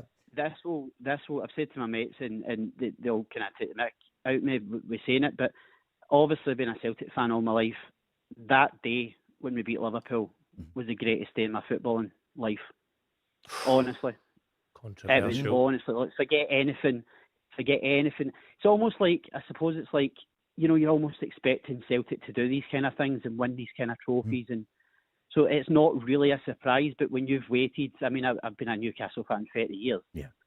When you've waited 30 years and people are saying, "Oh, why do you support Newcastle? They don't ever do anything," and things like that. And it's like, when you get a moment like that, it lives with you for the rest of your life. It was a phenomenal day, honestly. Unfortunately, Barry beat us at Celtic Park that day, earlier in the day. I think it was the Eggman one. But just to ask Charlie before I go, just a quick preference on his. I was watching a few of his goals. Barry's over goals? his career, no, Charlie's goals, and just to say. In terms of, I picked out 3 just to see what Charlie's favourite would have been. So obviously the cup final against Motherwell with a free kick. Yeah. The goal at Rugby Park to help us get over the line and win the league, and the diving header against Rangers in February. I think it was 2012. You know what he's going to pick. Which of those 3 massive goals? But what would you say would have been your favourite at the 3? I know my favourite, Gary. Scotland goal. Gary, Gary, there's no doubt about it. It's the Rangers goal. I spoke about that young boy that grew up in the outskirts of Glasgow, dreaming of scoring for Celtic and watching Rangers dominate in the 90s. For that ball to come to me at that moment was a surreal moment, as if time had stopped, and I couldn't believe it was actually me that was there. The only reason I diving headed it was because it was the easiest way to connect with the ball and no blowing it out of the bar with a volley. So I headed it down the way. The ball hits the net, and it's like, the only thing I regret about that is my celebration. If I could go back now, I'd have been right in amongst the Green Brigade, and I'd have been in there for about 10 minutes. What did you do? I headed back to the halfway. I headed back to the halfway line, trying to win. I was caught up in, right, that's it, done. Let's go and win the game now, which we did 3-0. But I mean, I'd waited my whole life for that. I don't know why I just never milked it. But hey, here we are. And your goal at Kilmarnock, was that the day Celtic won the title? Nakamura, I scored 2 that day. Everything just fell. No, Nakamura, no. That was a different day. I scored the first, and then I set up maybe the second. Scored, I can't remember, but I scored 2 that day, and then set up 2 in the first half. It was like one of the games where everything just flowed for me. And then talk about timing for Player of the Year. The awards were decided that night. The vote was that night. Right. Yeah. So I couldn't have timed that performance any better. So, that was also a great goal. Keith Downey was there yesterday as well. You know, the Sky Sports guy who does so many, and he does so many of the Newcastle games. Gary, thanks so much. Speak to you soon. Guys. Thanks, Gary. Cheers. 08 08 17 17 700. Somebody could win £500 with Scottish Gas next. Win on Go with Scottish Gas. With Scottish Gas Peak Save, get half-price electricity every Sunday from 11 a.m. till 4 p.m. Smart meter required. Eligibility and terms apply. Yep, pick your pundit time here on the Go Radio Football Show. Now with Scottish Gas, we're giving you the chance to win up to £500. On the line, welcome to the programme, John in Glasgow. Hi, John. There. Good evening, how are you? All right, John. Yeah, I'm good, yeah. That's Charlie Mulgrew and Barry Ferguson How saying you doing, hello. John? Pleased to speak to you. Do you go to the games, John? Do you manage to get along? Yeah, I do, yeah. I go along to Ibrox as much as I can. Okay, what a season, eh? Oh, it's probably on the heartstrings a bit too much. Yeah. John, what's your favourite time? As a Rangers fan, we're just trying to place roughly, who would be your favourite player? Well, I'm 40 years old, so my favourite time was probably around about the time when Barry was captain and we were winning trebles and getting to UEFA Cup finals. So I'd probably say that was my most enjoyable time as a fan. And that's the thing, Barry, young fans, I mean, people always say the traditions of the club and Rangers are used to winning and all that, but since the turn of the century, it's been unimaginable from the time when you were playing. Yeah, listen, there's a lot of young kids not really seen Rangers win much, so hopefully that changes in 4 weeks' time. A lot of Rangers fans think it is changing now with the money in from the 49ers. Well, listen, one thing you're going to get with Andrew Kavanagh and the board is that they're going to back the manager as much as they can, and they put their money where their mouth is in January. I think it was about £12 million they spent, and I'm sure they're going to do that again in the summer. Charlie, it's brilliant, isn't it? The big 3 now, and maybe 4. You know, maybe Hibs will come good, maybe Aberdeen or whatever. The more major teams in Scotland, I mean, it's what we need. That's what we want. I know we joke about Hearts, but if the seasons to come, I've got a 3-way title race. It's better for everybody. Shall we go to the quiz then? Yeah. Scottish Gas, £500. Jade is here from Scottish Gas. It's not going to be cash. We will send the money to you. John, we've got 5 questions here. Do you want to go with Barry or Charlie? I definitely need to go for Captain Barry. Going for Captain Barry. Man, he's putting me under pressure already. Former On you Rangers go. Scotland skipper ready. Yeah. Okay. Barry, question number 1. What club did Martin O'Neill first sign Neil Lennon from? Leicester City. It was indeed. He Nice. signed for Leicester City. And 30 years ago just now, everyone's talking about it. Do you remember him, Barry, at that point, playing at Leicester City? Yeah, I think I actually played at Filbert Street. Did you? I think that's the name. It was. Yeah, the old aye. ground. That's right. Aye. Filbert Street. Played at the new one as well. Brilliant atmosphere in the new one. Yeah. And you were saying earlier on about the training ground there, 130 The million or training something. ground. I don't know if you've seen it. Have you? I've never seen it, but I've heard everybody speak about it. Yeah, I've seen it online. It looks, what was it, over 100 million quid it Amazing, cost. isn't it? Yeah. And it's mental to think they could win the League One. League I was One. going to say Championship, League One. Well, Mark is with us from Scottish Gas. That's his English team, so... I know, he's just I giving me dogs Is he? abuse. Right, what are you going to do with the money if you win? John? My car is overdue an MOT and it's making some expensive noises, so I will go towards that. I'll just explain what an MOT is to Barry. See, That's a good see a line. guy that laughs at his own jokes. I think that's It's a problem, do you pathetic. know? You know, he used to do that all the time. Big Derek Johnson. The difference is he was funny, wasn't he? Right, okay, now that is pathetic, I know. Right, Come which on. team currently sit bottom of the championship? Now, before you give it, do you know who it is, John? Don't say, but I don't actually. You know. I don't? don't Okay. actually either. who's bottom of the Is championship? it the English Championship? No, it's Scottish. Yep, who's bottom Oh, of no, the man. championship? See, It shocked everybody where they are. I know, but they won at the weekend. But Okay. I'm going to go Ross County. You're going Ross County. I know the answer. I'm just double checking it at the bottom of the championship. You're right. Correct. Oof. Yeah, Oof. sweaty palms there. Nice. Johnny knows his stuff, but I know because they did win at the weekend. Yakoviti. Yeah, they beat Did you really well, United. didn't they? I know. Aye. Yeah. So that put me off a wee bit. Yep. Like I said, it's Because tight. Airdrie's second close bottom. is it? Uh-huh. Point. Is it? Oh. Yeah.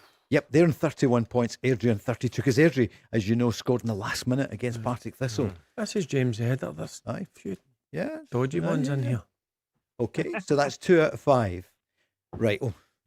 So it went to penalties at Hampden on Saturday after 120 odd minutes of nada, 0-0. Who missed Falkirk's first penalty at Hampden on Saturday? Do you know? Captain, Brad Spencer. Brad Spencer, correct. Nice. Gosh, well done. John, did you know that one? Yes. No, I didn't. I'm sweating here. John, do you like John, football? I'm sweating as I'm well. looking. Don't worry. That is a hard question, isn't it? It is pretty hard. They're Yeah. harder than that I thought they would be, to be honest. If you Really? don't win, Barry will get you past your MOT. He knows somebody in Hamilton. Right. Who won the Scottish Cup the last time Scotland were in the World Cup? The Scotland men's team in the World Cup, which we know was 1998. I know that. Who won the Scottish Cup that year? What? Yeah. Hearts. You reckon it was the Herts? Yeah, because it was at Celtic Park. That's right. Yeah, That's great absolutely right. Well done. Well played. John, he's on a roll, isn't he? He's on a Danny roll. Yeah, it's a Danny roll. Yeah. That's it. Aye. Yeah. I think it's the last one here. The Barry on a Danny. Because it was. Yeah. That was It Walter was? Smith's last game. That's all right, yeah. Mm-hmm. Yeah, it was Walter's last game. I remember that. Yeah. Yep. Right. So, That's the all last right. one. And the next one, of course, Barry isn't writing the questions. If he gets this wrong, then, wow, he won't. Who was number 1 for Rangers the last time they won the league title? So who was the goalkeeper for Rangers the last time they won the league title, which, of course, was Yep. 2021. My goalkeeping coach Yep. last year, Alan McGregor. What was he like to work with last year? Excellent. Yeah. I've got to be honest with you. Listen, phenomenal goalkeeper, but I was so impressed by him as a goalkeeping coach. I'm sure Jack and Liam Kelly loved working under him, and so the young goalkeepers. He used to bring quite a few of them up as well. But he was brilliant last year. John, is that the right answer? It definitely is, yes. Sure is. Yep, correct. Nice, 5 out of John. 5, £500 from Scottish Gas. Thank you. Nice, John. Yeah. Brilliant. Right. Honestly, I've had a horrible time recently with my mum being in hospital Oh, and stuff, so that's really cheered me up. Thank you very All much. right. Brilliant, John. Yeah, I'm sorry to hear No, that. I that's hope your mum brilliant, does John, well. to hear. Thank you, John. Thank you. I love your enthusiasm. It's going to be some end to the season, isn't it? So what are you It thinking is. for this weekend? Rangers playing Sunday, 3 o'clock against Motherwell. Yeah, it'll be a hard game because Motherwell have been, I wouldn't say struggling as such because they've still been playing well, but the games Rangers have played against them this season, it's been a hard game, so I'm expecting it to be the same, but I'm hoping for another victory and I expect another victory, so here's hoping. Charlie, what do you think for that one? Well, John's on and I think it'll be tight, but what Rangers can take confidence in is they know they can come back if they're going down. You know, they'll be 2-0 down to Falkirk, and what that does psychologically for the team, knowing that you can score goals and come back, is massive. So there's no doubt about it. Motherwell will have their spells in the game. Whether they score in these spells, whether they take the lead, Rangers know that they've got it in them to come back. So I can see there being goals in that game. I think it'll be 2 each. 2 each. Barry, what do you reckon? Is that? Do you think 2 each? Yeah. I'm going to go 2 each. He's at the madam. He's at the madam. My thinking is here, Rangers draw 70 points, Celtic win 70 points, and Hearts get beat. All teams on 70 points going into the last 4. What I do know, it'll be a tough game. There's no doubt about it. But what they can't do is they can't have the level of performance for the 40 minutes at Falkirk, because Motherwell are a total different team in terms of they'll dominate the ball, Motherwell, more than Falkirk. But listen, Rangers are at home. The place will be buzzing. Rangers will win the game. John, do you agree with Barry or Charlie, or what do you feel? Yeah, I've got to agree with Barry. I think that all our strikers seem to be scoring goals just now, and they'll need to be on fire against Motherwell because, as Barry said, they like to dictate the ball, and so we need to put them under pressure and score when we get the chances. And if we do, I'm confident we'll come away with a comfortable victory. But that's if we do get an early goal. See, if we don't get an early goal, we seem to struggle. So hopefully we can get an early goal and take it from there. Billy's on asking, Charlie, will you apologise to Barry? Because you said earlier in the season, you were kind of joking, but you said, Barry, when it was going badly under Russell Martin, you'll be top 6. Do you remember? There was obviously a bit of joking behind that. That's true. Yeah. They were second bottom at the time, I think, so I was well within my rights to see if they would jump up. Danny right. Rowe deserves a lot of credit getting Rangers up there. John, what's going to happen? Hibs against Hearts, what do you reckon, the derby?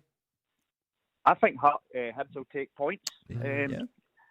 They seem to struggle at Easter Road in the last game when there were a few goals down, they came back and drew, I think it was. So right. I think that could be the case again. So I'm just hoping that is the case.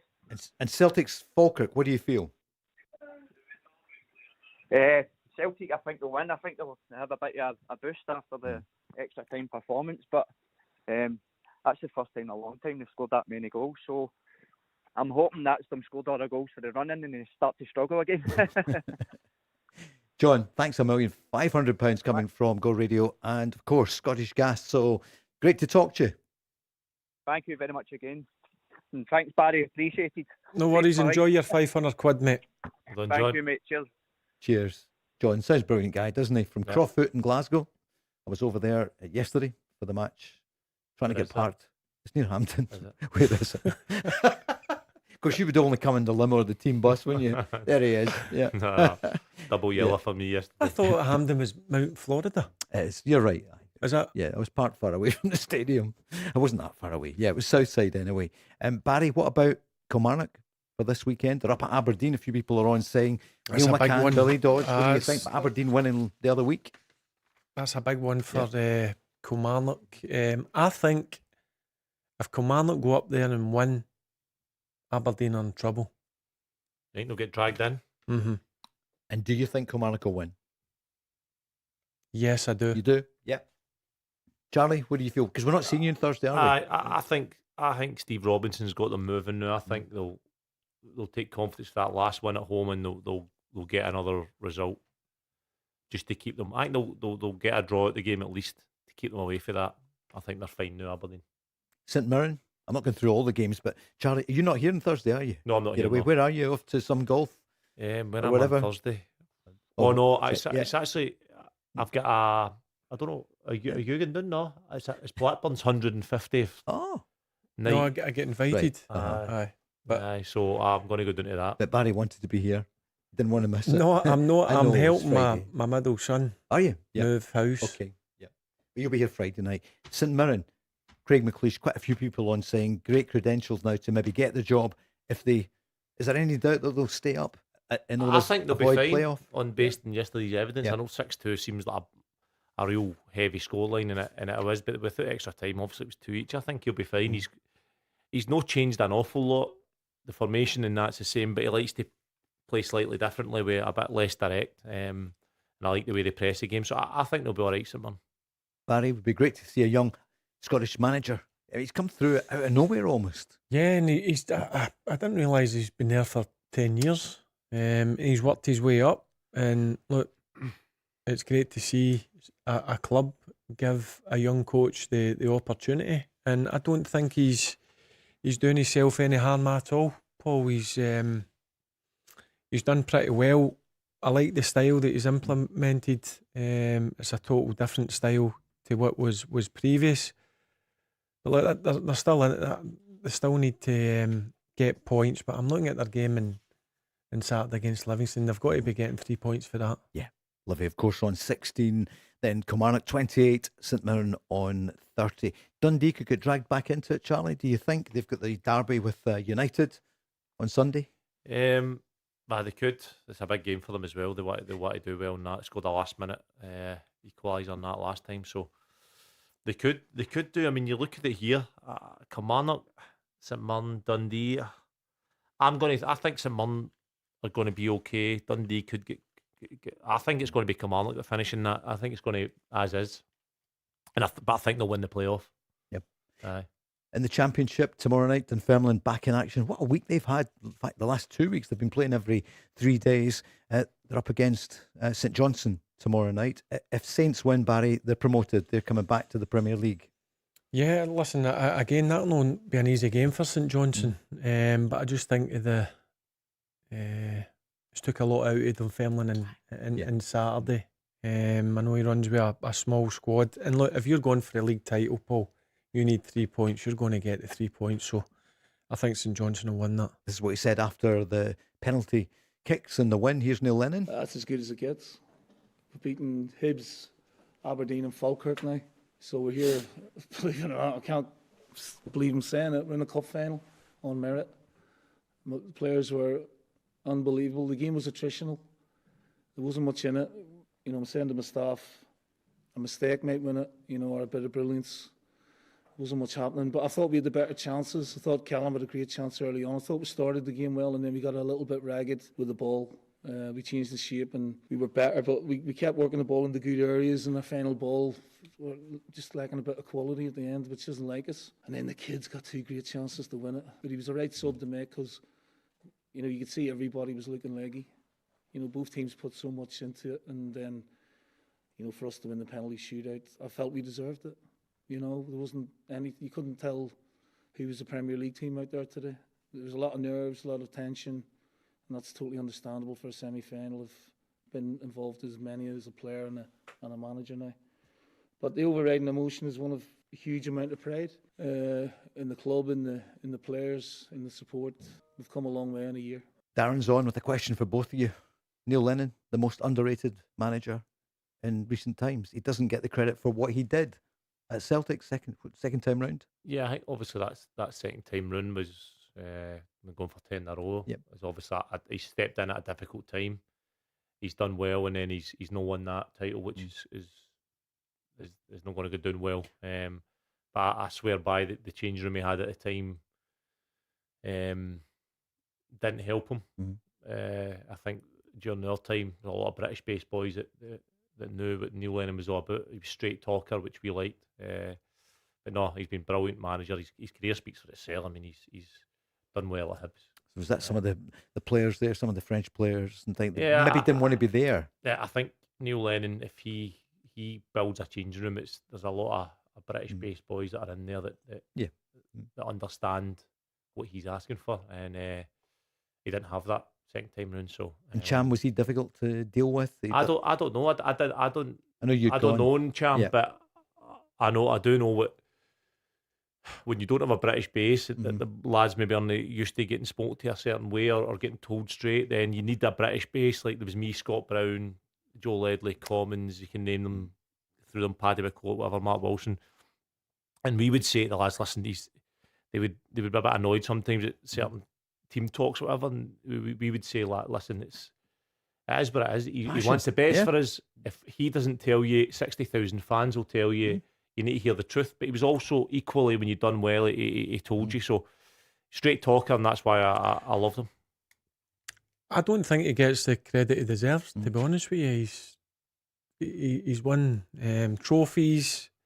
He's had big scalps in Europe as well. And I thought he'd done a good job at Hibs. Yep. Really good at Hibs. And obviously he worked down south. It didn't go too great at Bolton, but they had money issues, Bolton at the time. And he's obviously been over in Cyprus. But listen, he's managed at the top level, and he's produced the goods. And you probably wouldn't want to come up against his team, Barry, if at the playoffs. I mean, Partick Thistle are almost certainly going to be playoffs. You know they're going to be well drilled and well organised, and they're going to be up for the fight. That's what you're going to get for a Neil Lennon team. And he's brilliant at finding small weaknesses in teams, whether it be for a centre half still defending crosses, whatever that looks like. He'll design some small little thing without complicating it that really gets the best out of your team against another team, and he loves the challenges. When we beat Barcelona, he just gave us that belief that we could do it, although they were the best team in the world at the time, and the odds were stacked against us. You went into the game with a belief that you could do it. I remember he said, Pirlo says his legs have gone, he said before the game. And you half wanted to believe it, thinking, we'll get up against him, but he wasn't the best runner in the world, but he could land the ball in a sixpence for anywhere, 50 yards. So he just gave you little bits that made you believe. Yeah, incredible. And if he comes up against I mean, it might be Partick Thistle in there, it could be his own Dunfermline, but they've done it against Aberdeen already. If the Dons are in the playoffs, Barry, that would be tasty. Well, you look what he's done against Hibs at Aberdeen and Falkirk, and he gets in that playoffs. He'll fancy whoever he comes up against. Aye, he will. He'll fancy it. If he gets in there and he will make his team believe that you would not want to come up against that team. St Johnstone are going to win it though, aren't they, Barry? It looks like it, if not tomorrow. I just think overall they've got the strongest squad and they've been the most consistent, but Partick Thistle have trailed them all the way. I mean, Mark Wilson's done a real good job at Partick Thistle, but I just felt at the start of the season with the signings they made, then they made a few signings in January. Yeah, St Johnstone too strong in the end. Sure is. St Johnstone on top. They're playing tomorrow night. They're on 68 points. Partick Thistle on 64. That was crushing though, wasn't it? The goal right at the end at Airdrie. But maybe a good one for Airdrie. Quick break and then we're back. We'll take another call. 0808 1717 700. The Go Radio Football Show with Burger King. Looking forward to the weekend. Looking back at the weekend as well. Scottish Cup weekend. It's going to be Dunfermline against Celtic. What about Chavanchara? He wasn't around yesterday at all, Charlie. It's a real interesting one, Paul. He started the last few games for Celtic. He's obviously not been great, but then he completely drops out the squad. Martin Niels came out and said that Adamu's trained well this week, so he deserves a shout, but I think that tells you all you need to know about Vanchara. I can't see him being part of any plans for the end of the season, especially after Iheanacho coming on and doing so well. You'd imagine that'll be the striker going forward, with Adamu potentially backing him up. Vanchara just not lived up to it. 6'3", powerful runner. There's a bit of excitement at times what he could bring. Gets an assist in a game at Hearts, and he's won his first games, but he's not done enough, Paul. He's no took the chances or been a handful or even held. He's not held the ball in, been strong enough to hold the ball in. He's not been brilliant in the air. He's not been great when chances fall to him. He's just not done enough, and obviously he's not doing it in training. That's why Adamu gets the nod. He scored a penalty, didn't he, at Ibrox? Nice penalty. So he kept his cool for that one. He missed the Dundee United game, didn't he, just before the international break? But then he was in after that. Strange one. Barry Chavanchara, it's been the story of Celtic up front. No real outright sometimes it's a gamble when you sign somebody in a short-term loan. It works for some people. It doesn't work for others. It's not worked for the guy. I don't think it's down to I'm not trying. He gives it everything he's got. It's just not happening for him. He's just not settled. And it looks to me now that Iheanacho's the one that's going to play going forward now. On loan from Borussia Mönchengladbach, where Craig Moore played. Of course, it's Wiedersehen, isn't it? Yeah, it's a funny one, that. But you go back to the Dundee United game that he doesn't play in that, and then all of a sudden he's back shortly after it. And you're thinking, what's he done in training? What wee injuries he had to put him out for that game? When Celtic are struggling in the striker area, everybody's needed, all hand on deck, and he pulls you out of that game. So he's not done enough, Paul. Barry, who would have believed that when you played against Martin O'Neill's team, 26 years ago, that he would be taking Celtic to a cup final over a quarter of a century later? I remember watching. I was a young lad watching the games, and I was. Do you know what I was always you used to obviously walk out as the Rangers captain at Celtic Park, and I'd been in the tunnels. I was always fascinated with watching players, and obviously you're starstruck looking at the players and going out to the pitch. And I remember you had a pair of boots. I love boots, right? You had a pair of Nike. I don't know were they Vapors, but you'd put a Temple tongue on them. Aye. I loved them. Mm-hmm. They were so good. How did that come about? I had to wear a boot that had a tongue, and obviously they never had a tongue. Aye. And Jimmy Bell, the kit man, took a Tempo, took a tongue and then put like a kind of strap so I could put it underneath. They were class. I You still got them? I had the boots I wore them just over 3 years. I had them. They were so nice. And they were they were falling apart, and Jimmy would take them to a cobbler's in Shettleston, Jimmy Bell, and get them fixed. The same pair? Mm-hmm. That's the same cobbler Clark used to go to, because he used to be able to put studs on mouldies. That was back in the day when nobody done that. Yep. And Jimmy Bell got it for him. And unfortunately, when Jimmy Bell passed away, I gave him the boots, because the last game I wore them was in the Scottish Cup final. We beat Celtic 3-2. So I gave Jimmy the boots as a keepsake. Wow. And when he passed away, the family gave me the boots back. That's so nice, eh? And it still get the confetti. It still get the muck and the confetti underneath in the studs. No way. Aye. They'd go for a few quid. They would. Maybe make some money for a charity. That's a brilliant story. And were you on the books at Celtic as a young lad? I was a young 15, boy at Celtic. 14. I'd be 14. working at the game, so I'd be like obsessed with Were you players. wondering where did he get them for? Yeah. No, somehow I knew what you'd done, but I was like, how has he done that? Yeah. I was a cobbler in but I loved Shettleston. them. Wow, great story. Because even then I used to go with my boots and get elastic put on them by the wee seamstress woman in Kirkconnell at Main Street. I used to go, she would sew on and it would get my tongue, whatever tongue I had, I would be able to get a strap. So it would be flat down over your boots. That's 3 years with the same boots. 3 years. You're playing 55, 60 games a 3 season. years. But they were at the cobblers every 4 or 5 months. They had bits of leather put in them, nails in them, all sorts, staples.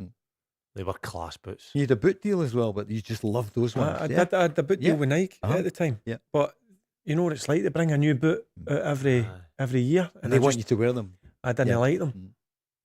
So, Charlie, your boot deal was with? What a boot. I did this when I was at Celtic. I used to get stuff off Adidas. I didn't sign a deal or anything. They just used to, the guy was, Scotland gear was Adidas, and he used to give his boots for free. I used to love constantly changing my boots. Did you? Why? I just like new styles constantly. But I remember when I went to, he gave me a pair of boots, right?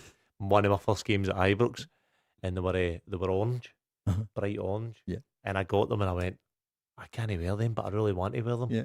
So I kid you not, no word of a lie, I sat up for 2 hours in my room after dinner and I coloured them in black with a Sharpie pen. I promise you, it took me 2 hours. Did you wear them? I went out for the warm-up, it was raining, and they turned copper. Honestly, they turned like a copper colour. So once I'd done the warm-up, I thought, they were like a 2p coin, that's the colour they went, and I went, I can't wear these. And I took them off and ended up not wearing them, but that's a true story. It's a sign. Amazing, isn't it? People love that. Ross is on from LA just now. He loves to hear the insight behind it. Tony Watt used to clean my boots because he was a young boy, and he used to tell me when I played with him, him and all the young boys would be like, where's he get these copper Adidas F50s? And they were all like, oh my God, I've never seen that colour. And I'd colored them in with a Sharpie. If he'd asked me, I'd told him. Colored them in with a Sharpie, it's amazing. Crazy. I speak to young Harry, who's a Celtic ball boy at Celtic Park, and he was just giving some of the stories about it. And you don't think often about the boys and boy girls, but more these days. I used to walk about the changing room, Paul. I'm 16-year-old, and again talking about the young Celtic fan growing up, and all of a sudden I'm in the changing room before games like that, and I was like, I couldn't believe it. Like, although you were picking up the dirty sloggies, you were just happy to be there and have some sort of interaction. And they're the best days. They were brilliant. they were brilliant days growing up, just seeing how they went about their business. But I was like you, I used to just be fascinated with their boots and what type they were, and because obviously when you're only a young apprentice, you're not getting these type of boots. Yeah. And then you would take the ones that they were thrown away. That's right. Did you? Aye, I would always take them. Aye. I remember I used to get bin bags of gear by at the end of the season. So I'd be 16, the season would finish. The whole year we would wash and dry the kit, fold it up and put it in our wee sort of ducket bit for the players. At the end of the season, last training session, all the stuff would get put in bin bags and we got to take it, and I would take it back home.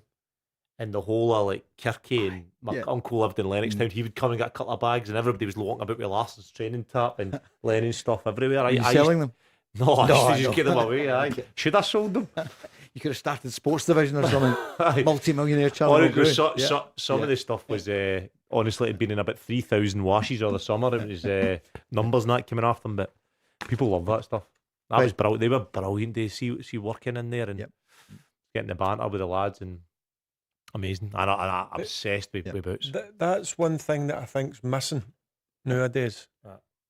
Like getting in at 8 o'clock in the morning, 8:30, you had to get all your jobs done, whether that was cleaning boots, doing the kit, doing the toilets, or whatever. Then you would go and train, and then you would have to wait till everybody's done their job before we were allowed to leave. And all the jobs had to be done perfectly. Making the toast for Walter and Archie. See if they weren't, well, you had to go back and do all your jobs again. We couldn't have one blade of grass. See if we'd left a blade of grass on Larson's boots or Sutton's boots or Lennon's. Clarkey would have went mad. John Clark. What the a late guy. great John. Yeah. Listen, we're out of the 2 hours. Thank you so much, Charlie. Thank you, Barry. Thanks. Back again tomorrow night. Paul. Peter Grant will be here. I was going to call you Ross. Yeah. I was going to call you Ross. Rob will be here later in the week. News is next. Good night.